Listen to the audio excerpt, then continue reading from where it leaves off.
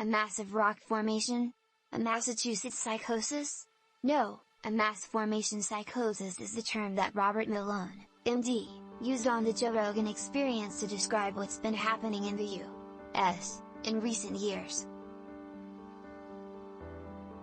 Malone appeared on Joe Rogan's Spotify podcast shortly after being permanently booted from Twitter last week for repeated violations of their COVID-19 misinformation policy. And if you look at some of the outrageous, unscientific things that are said on social media in general, it typically takes a fair amount of pseudosciencing to get booted in this manner.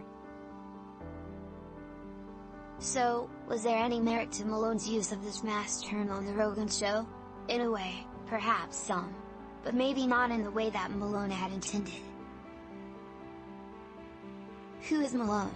Well, he's listed himself as the inventor of mRNA vaccines and DNA vaccines on his LinkedIn account. Of course, you could probably list yourself as the king of all dinosaurs on such a social media profile if you wanted. Others have questioned Malone's inventor claim. But more on it later. On Rogan's podcast, Malone began talking about his background and then COVID-19 vaccines before segueing to Nazi Germany. Because who doesn't talk about Nazi Germany when talking about COVID-19 these days, right? Some politicians and TV personalities have been putting the two topics together like cereal and water are forks and power outlets. Malone began this part of the conversation by asking Rogan, what the heck happened to Germany in the 20s and 30s? Very intelligent, highly educated population, and they went barking mad. And how did that happen? Since this wasn't an episode of the TV show Jeopardy, Malone quickly answered his own question with, the answer is mass formation psychosis.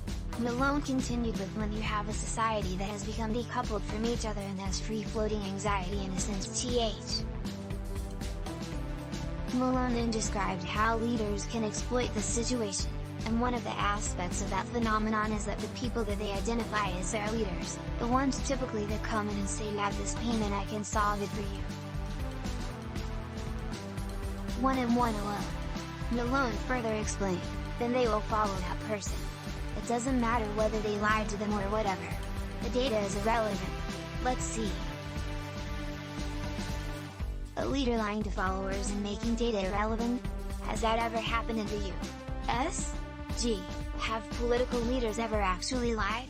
Where's that look of shock emoji? Speaking of the U.S.,